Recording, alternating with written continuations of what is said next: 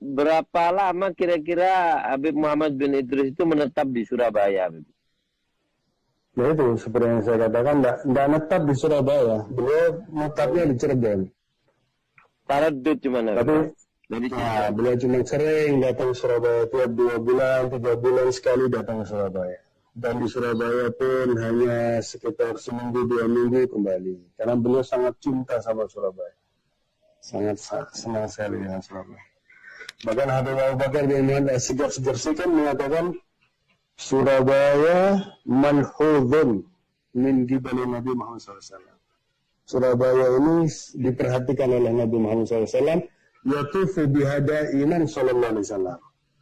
Rasulullah itu selalu tawaf di Surabaya. Rasulullah itu selalu tawaf di Surabaya. Rasulullah Shallallahu Alaihi Wasallam tawaf di Surabaya. Pertanyaan saya ini orang Surabaya. Tawafnya Rasulullah Shallallahu Alaihi Wasallam di Surabaya itu apa Surabaya Pusat, apa Surabaya Utara sekitar makam Sunan Ampel, apa Surabaya Timur sekitar Kenjeran, Surabaya Selatan Wonocolo Wonokromo Gayungan, atau Surabaya Barat? Itu yang saya tanyakan. Habib yang mengatakan itu tuh masih hidup sekarang. Habib Abu Bakar, ya. As-Sigaf, tolong jelaskan kepada kami, kalau memang Rasulullah Shallallahu Alaihi Wasallam Nabi yang saya ikuti, yang saya jadikan sebagai uswatun hasanah ini tawaf di Surabaya betul, wah sangat beruntung saya. Saya sangat beruntung. Nanti akan iri orang Gresik, Sidoarjo, Jakarta, orang Aceh, orang Papua, orang Sunda akan iri. Kan Rasulullah itu sering ke Surabaya tawaf. Hebat apa enggak?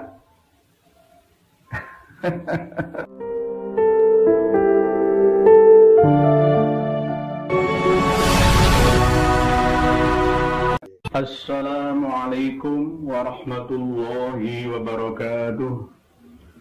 Bismillah, alhamdulillah, wassalatu wassalamu ala rasulillah Sayyidina Muhammad ibn Abdullah wa ala alihi wa sahbihi wa walah, amma ba'd.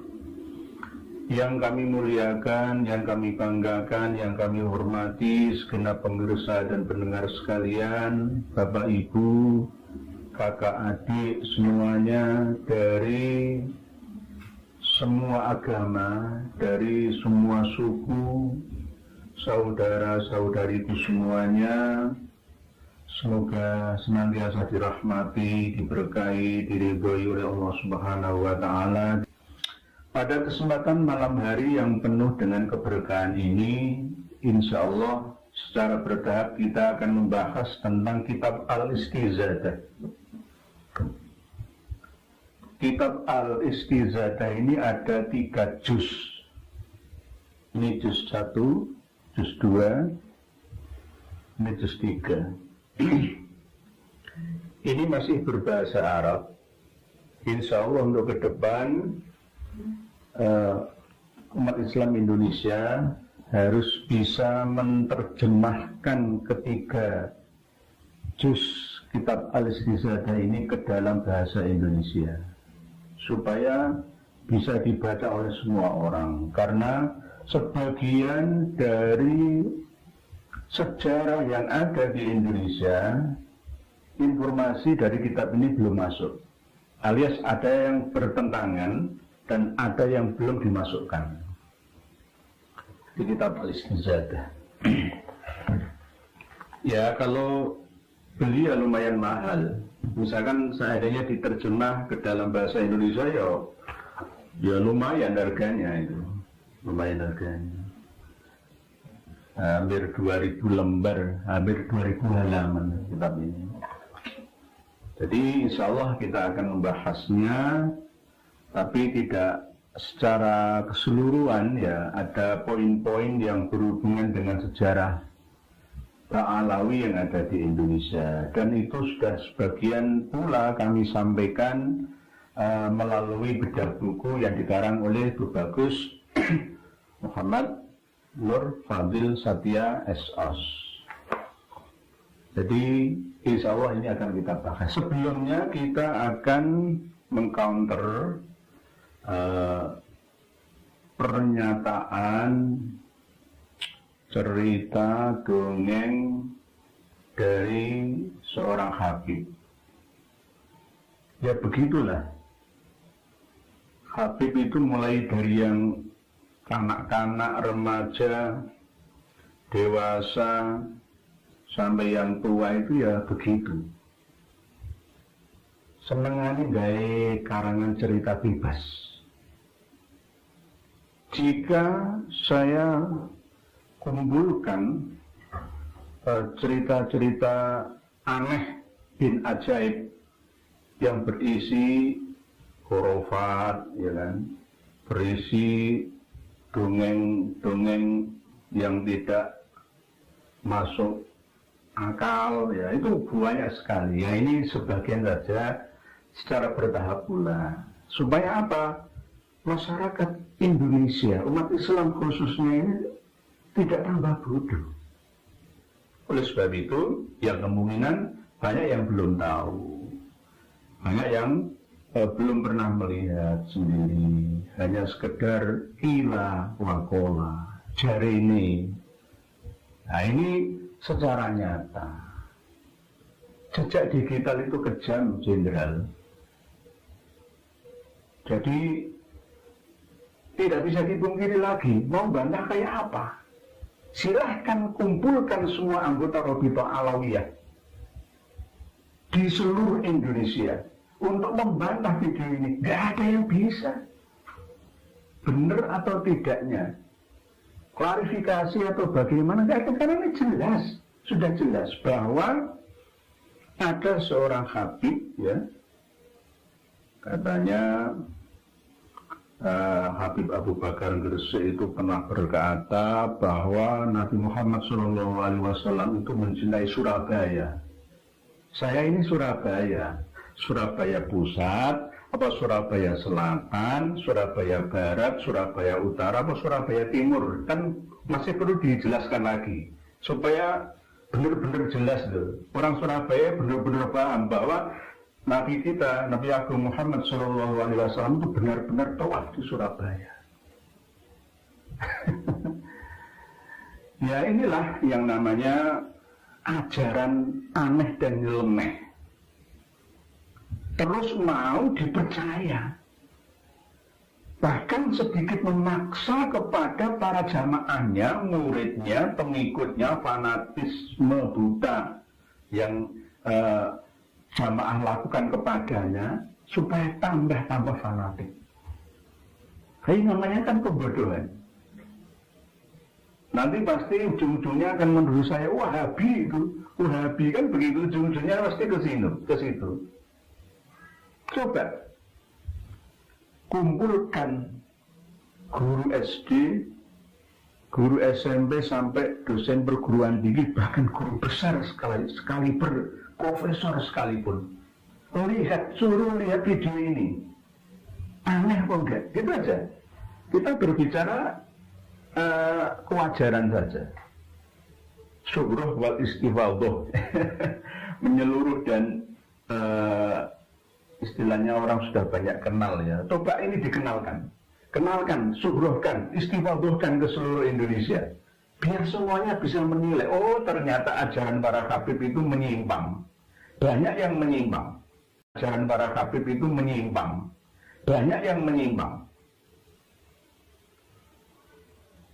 Mereka selalu mengagungkan kedudukan nasab.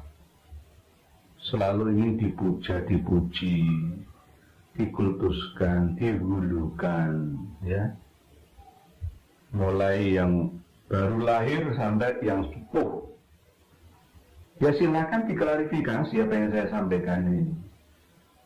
Kalau informasi yang saya sampaikan ini tidak ada datanya, ya, tidak ada bukti bayinannya, maka saya penyebar fitnah.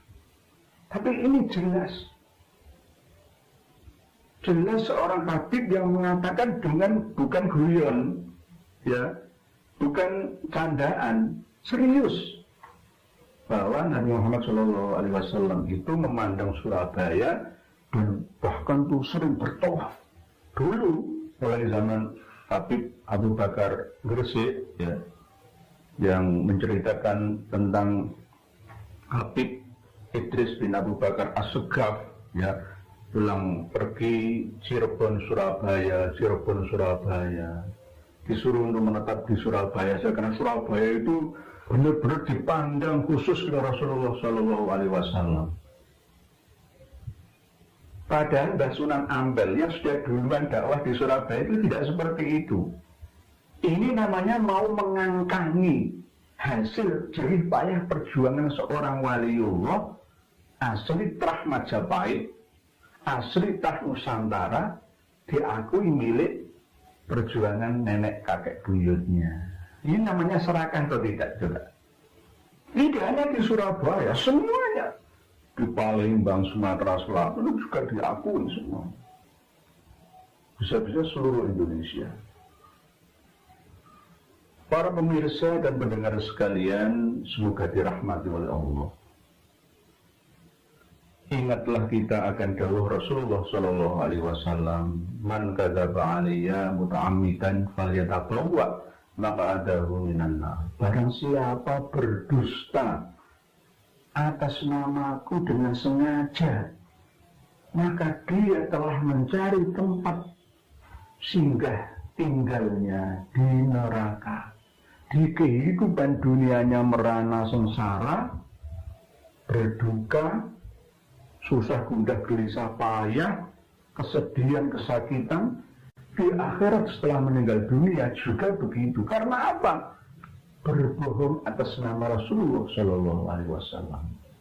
Seandainya cerita ini, ya, cerita klasik, klinik, ya, mistik, yang tidak masuk akal ini didengar oleh Mufti Al-Azhar Kairo sana, Mufti Saudi Arabia sana, insya Allah mereka akan marah.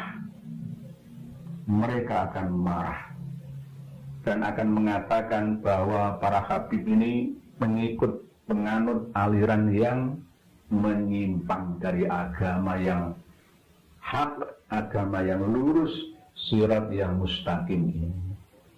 Bahkan akan menilai para habib ini sebagai man yang adollah, ya, lebih tersesat.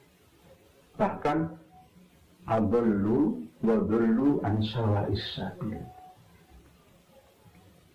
sesat menyesatkan, jauh dari jalan Allah yang lurus, siratal mustaqim. Umat Islam Indonesia harus semakin cerdas, bisa memilah dan memilih mana pemuka agama, pejuang agama yang benar-benar tulus murni berdakwah dan mana yang tidak tulus. 40 tahun ikut Habib. Hai kalian ustadz, hai kalian santri, wahai kiai pribumi, tidak akan bisa menjadi Habib kalian. Tapi kalau ada santri ikut kiai, pasti dia akan bisa jadi kiai. Sukses mana? Ayo coba pikir bareng-bareng. Ada santri nyantri dengan kiai pribumi, Ustadz Ajengan, Bu Bagus, Tengku, Tuan Guru, pasti dia menjadi seperti gurunya. Sama seperti yang terjadi pada abad 19 awal yang tercantum dalam kitab Al-Istizadah ini. Sangat memalukan dan memilukan. Di Indonesia ini tidak untuk mencerdaskan umat dan masyarakatnya, tapi justru malah membodohinya, supaya masyarakat Indonesia ini tambah bodoh dan takluk selamanya. Sungguh ironi, kejam dan sangat kejam, tidak mengikuti Undang-Undang Dasar 1945 yang turut serta mencerdaskan kehidupan bangsa, tidak sesuai dengan pembukaan Undang-Undang Dasar 1945 itu. Marilah kita bangsa Indonesia sadar sesadar-sadarnya bangkit dengan sesungguhnya bahwa ternyata selama ini kita ini ditipu habis-habisan oleh mereka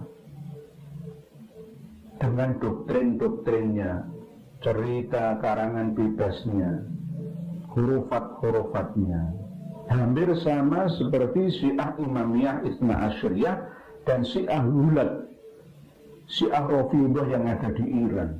Hampir sama, saya tidak mengatakan sama, hampir sama. Samanya bagaimana? Yaitu memuja imam mereka melebihi, bahkan Sayyidina Ali itu dianggap sebagai Tuhan bagi yang penganut Syiah Hulat itu.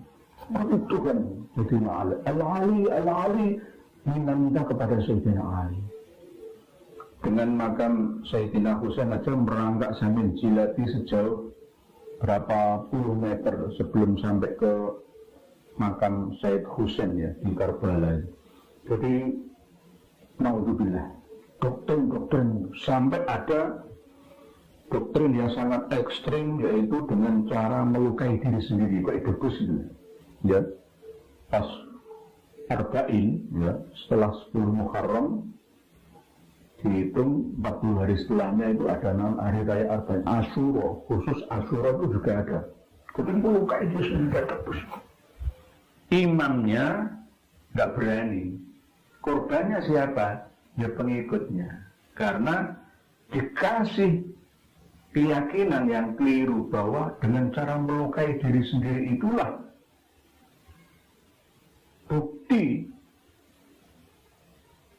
sebagai pecinta Husain bin Ali, merasakan kepedihan, kesakitan Sayyidina Husain bin Ali dengan cara melukai diri. Ajaran dari mana? Ajaran dari mana? Napatilas ya napatilas, tapi jangan berlebihan seperti itu. Nah, di Indonesia ini para kaum Ba'alawi mencoba menerapkan paham sufi dari negara Yaman sana yang ala Sunni, ya sufi setengah Sunni, tapi kiblatnya itu nggak jelas. Sunni yang ala Imam Syafi'i murni yang nggak seperti ini. Tapi ini mengadopsi pemahaman selain dari Sunni, mungkin dari Syi'i, dari sudut karangannya sendiri itu. Jadi ngarang-ngarang cerita yang tidak masuk akal. Ya, bukan berarti kita dilarang untuk mempercayai hal yang tidak masuk akal, tidak. Kita tetap percaya. Misalkan fadilah sodako, misalkan infak akan dibalas oleh Allah dengan kemudahan rezekinya, itu benar. Janji Allah benar itu. Hadisnya juga benar. Tapi banyak yang diselewengkan. Banyak yang diselewengkan karena dengan tujuan tertentu untuk kepentingan mereka sendiri. Ya tidak hanya dari kaum Ba'alawi, ya dari siapapun, misalkan dari Az-Zaitun ya, dan jamiah organisasi-organisasi yang memeras pengikutnya dengan iuran sepersepuluhan, infak sedekah yang memaksa.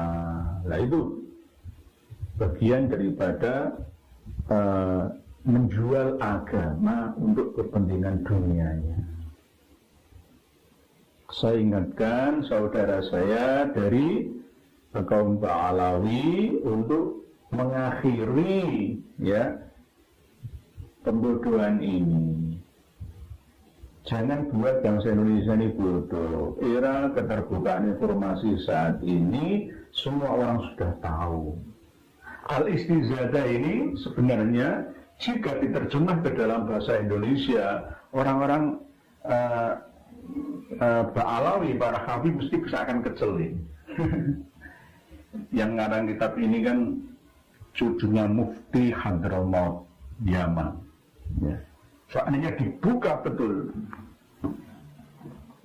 mereka akan kecil. Bagaimana pengkhianatan mereka waktu berada di Indonesia abad 19 awal atau tahun 1800-an awal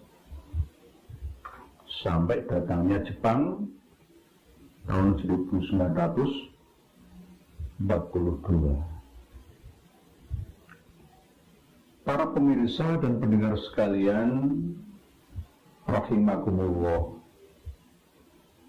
Tujuan saya bukan untuk membuka aib saudara kami dari kalangan Rabithah Alawiyah, hanya untuk mengingatkan bersama-sama. Kita harus sama rata keadilan sosial bagi seluruh rakyat Indonesia, berkemanusiaan yang adil dan beradab adil, semuanya sama. Walaupun prakteknya sebenarnya ada yang kaya, ada yang miskin, ada yang kelas bawah, ada yang kelas menengah, ada yang kelas atas. Walaupun prakteknya seperti itu, tapi teorinya tetap kita harus menyamaratakan.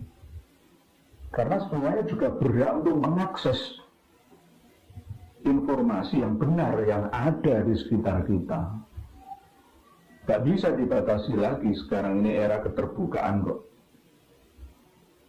Ada informasi 1 detik kejadian yang ada di Ukraina, Indonesia bisa melihatnya dan mendengarnya, mengetahuinya. Bahkan bisa live streaming, ya, bisa tunda. Semua apa yang ada di belahan bumi ini sekarang semuanya sedang megang informasinya. Dunia ini sudah ada dalam genggaman kita melalui alat yang canggih buatan China. Apa? Handphone kita itu. Semuanya sudah ada dan tersedia di situ. Dunia dan dalam genggaman kita. Ya tergantung alat komunikasi kita atau handphone kita itu canggih atau tidak. Tergantung memorinya. Begitu juga kita manusia, tergantung memori kita masing-masing. Kemampuan kita dalam menerima informasi, menyimpannya, lalu mengaplikasikannya dalam kehidupan kita. Tergantung itu. Kita bisa memilah dan memilih, bisa menyaring, menfilter semua informasi yang ada.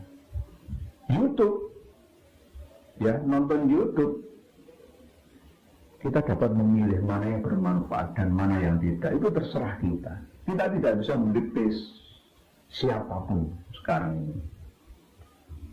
Apalagi saya mendengar langsung dari Ketua Rabithah Alawiyah Habib Taufik bin Abdul Qadir As-Saqqaf mengatakan, jangan membuka lagi medsos yang isinya menghujat Habib, mengadu domba Kiai dan Habib.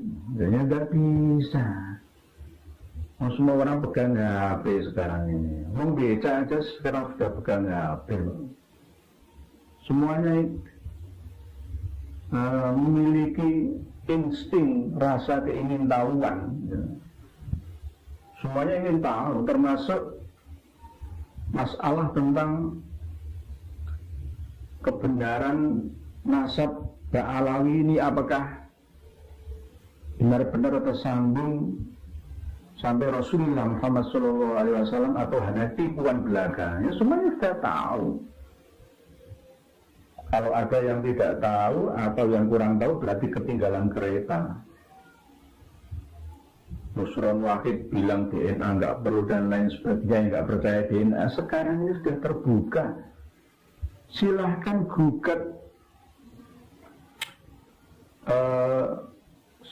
situs yang menyebarkan hasil tes DNA tahun 2000-an yang lalu dari Amerika. Semuanya sudah terakumulasi, ya, dengan kode dan pola masing-masing. Sudah ada pola-polanya. Dan sudah ada kalangan Habib dari Yaman yang ikut tes DNA dari kalangan marga As-Saqqaf atau As-Saqqaf, dan dari marga Jamalul Lail. Dan hasilnya adalah apa? Mengejutkan. Ternyata DNA-nya adalah DNA yang identik dengan Yahudi, Askenazi, dan Sephardic. Nah, inilah kenapa para Habib tidak mau tes DNA, karena hasilnya sudah jelas. Jangan gugat pemerhati DNA Indonesia, Kanjeng Raden Tumenggung Fakih, ya, Hadiningrat, katanya, oh ini abal-abal loh, sekarang itu semuanya sudah serba terbuka, tinggal baca saja. Kalau mau gugat, jangan menggugat KRT Fakih Hadiningrat, gugat aja Amerika sana,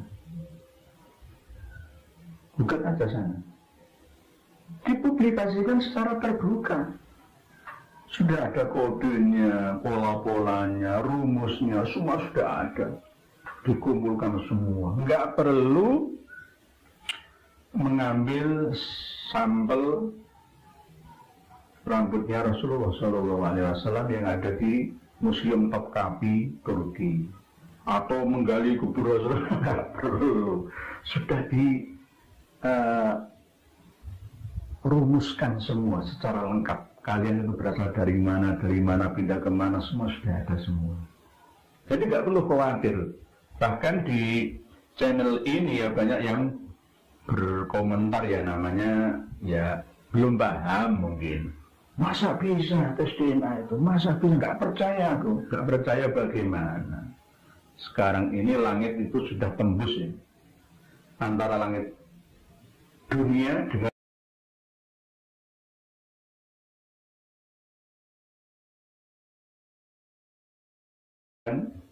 ya langit yang ketujuh, eksosfer, itu sudah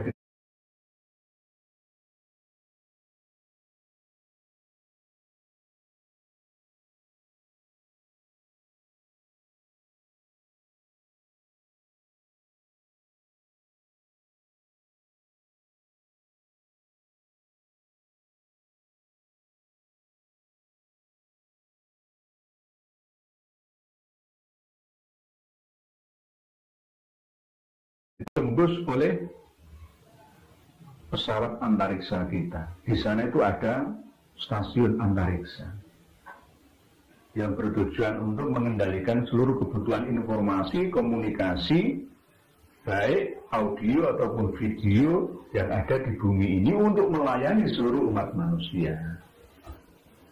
Troposfer, ozonosfer, stratosfer, mesosfer, ya.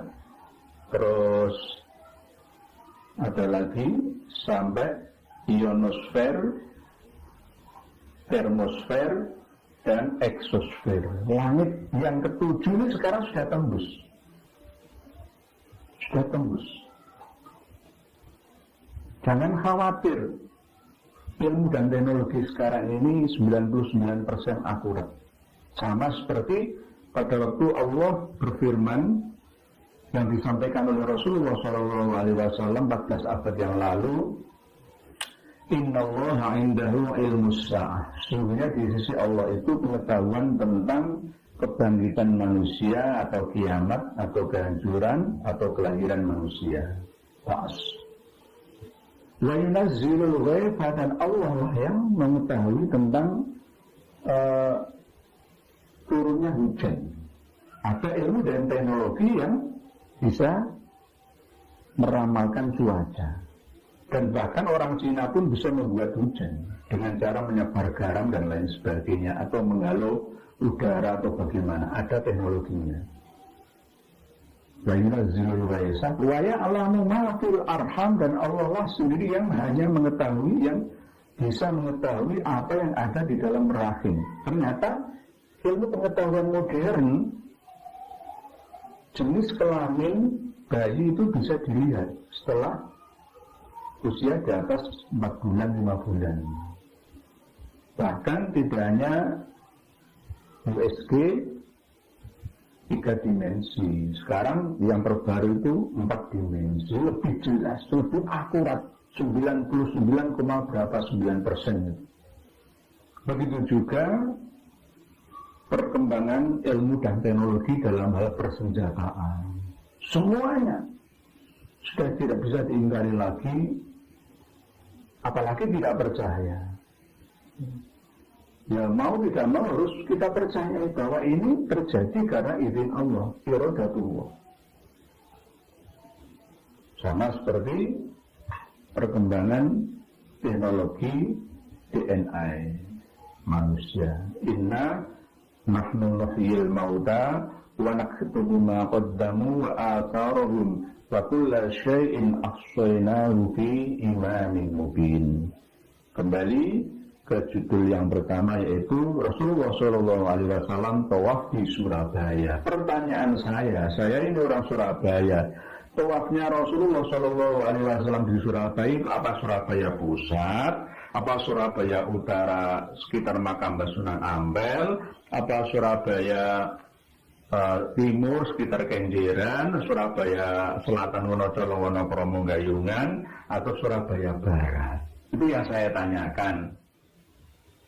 Habib yang mengatakan itu tuh masih hidup sekarang, Habib Abu Bakar, ya, Assegaf. Tolong jelaskan kepada kami, kalau memang Rasulullah SAW Nabi yang saya ikuti, yang saya jadikan sebagai uswatun hasanah ini tawaf di Surabaya betul, sangat beruntung saya. Saya sangat beruntung. Nanti akan iri orang Gresik, Sidoarjo, Jakarta, orang Aceh, orang Papua, orang Sunda akan iri. Kan Rasulullah itu sering ke Surabaya, tawaf. Hebat apa enggak? Demikian, wallahu a'lam, mohon maaf, akhirul kalam. Wassalamualaikum warahmatullahi wabarakatuh.